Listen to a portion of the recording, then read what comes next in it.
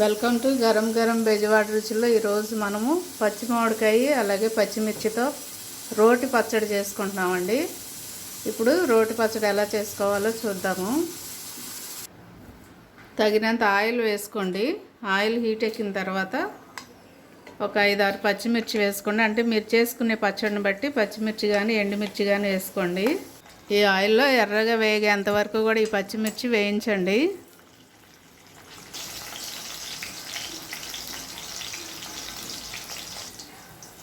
చూడండి, పచ్చిమిర్చి ఈ కలర్ వస్తే చాలండి. ఈ కలర్ వస్తే టేస్ట్ చాలా బాగుంటుంది. లేకపోతే కొంచెం కనుక మనం పచ్చిగా తీసేసామనుకోండి పచ్చి వాసన వస్తుంది. రోటి పచ్చడి కదండి, అందుకని ఈ కలర్ వచ్చేంత వరకు కూడా వేయించుకోవాలి. అప్పుడే పచ్చడి టేస్ట్ బాగుంటుంది, అలాగే ఎలాంటి పచ్చి స్మెల్ లేకుండా ఉంటుందండి. ఇప్పుడు మనం తీసేస్తున్నాము గిన్నెలోనికి.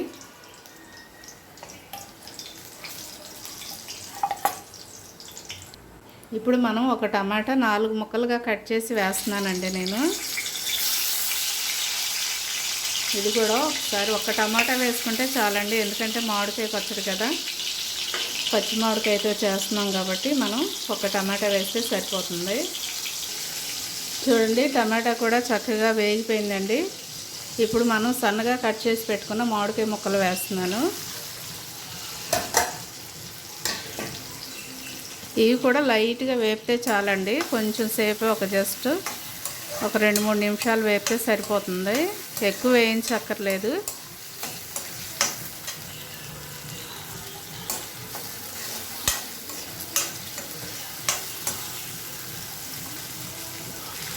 చూడండి, నేను స్టవ్ కట్టేస్తున్నాను. మనం ఈ పచ్చడి రోట్లో నూరేసుకుందాము. చూడండి, ముందుగా వేయించి పెట్టుకున్న పచ్చిమిర్చి వేస్తున్నానండి నేను. దీనిలో తగినంత సాల్ట్ వేసుకోండి. సాల్ట్ చూసి వేసుకోండి. చూడండి, ఇలాంటి బండ ఉంటే మీ దగ్గర ఇలాగా, ఎందుకంటే మిక్సీలో వేసుకుంటానండి ఈ పచ్చడి అంత టేస్ట్ ఉండదు, ఎందుకంటే మనం రైస్లో కదా. మీకు కావాలంటే దోశలోనైనా వాడుకోవచ్చండి. ఈ పచ్చడి చాలా బాగుంటుంది, పుల్ల పుల్లగా కారకారంగా.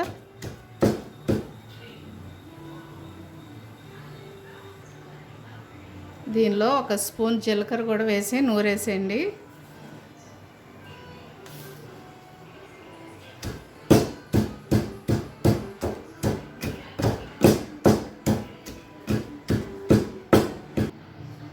చూడండి, ఇప్పుడు కొంచెం వెల్లుల్లిపాయలను 1 ఉల్లిపాయ వేస్తున్నానండి.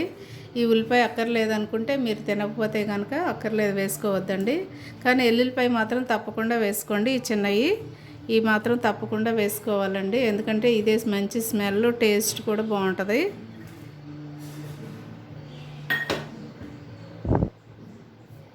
ఇవన్నీ కూడా మరీ మెత్తగా దంచక్కర్లేదండి, కొంచెం కచ్చిపిచ్చిగా దంచితే సరిపోతుంది.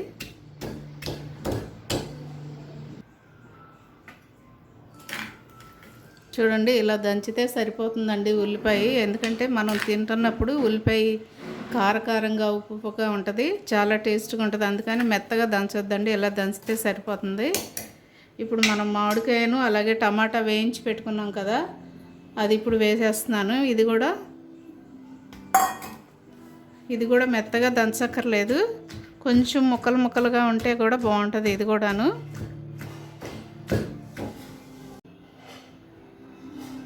కొంచెం సాల్ట్ తక్కువైందండి, నేను సాల్ట్ వేస్తున్నాను.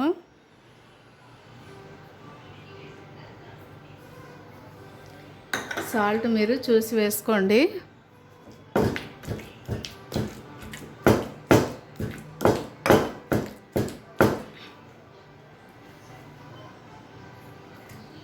చూడండి, పచ్చడి అయితే రెడీ అయిపోయిందండి. ఇప్పుడు మనం తాలింపు చేసుకోవాలి. దీన్ని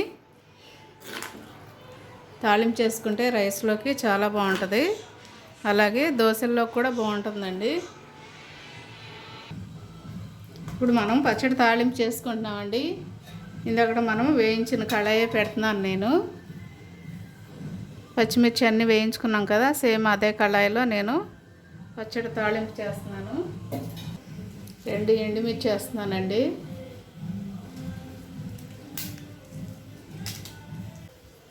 నేను ఇప్పుడు కొంచెం ఆవాలు వేస్తున్నాను, 1 స్పూను పచ్చిశనగపప్పు వేస్తున్నానండి, కొంచెం చాయ్ మినపప్పు వేస్తున్నాను. జీలకర్ర మాత్రం లైట్గా వేసుకోండి, ఇందాక మనం నూరేటప్పుడు వేసుకున్నాం కదా. ఇప్పుడు స్టవ్ కట్టేసానండి. నేను కొంచెం కరివేపాకు వేస్తున్నాను,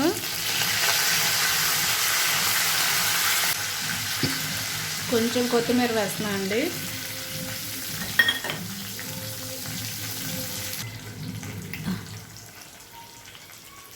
తాలింపు వేగిపోయింది కదండి. ఇప్పుడు మనము నూరి పెట్టుకున్నటువంటి పచ్చిమిర్చి అలాగే మామిడికాయ రోటి పచ్చడి దీనిలో వేసేస్తున్నాను.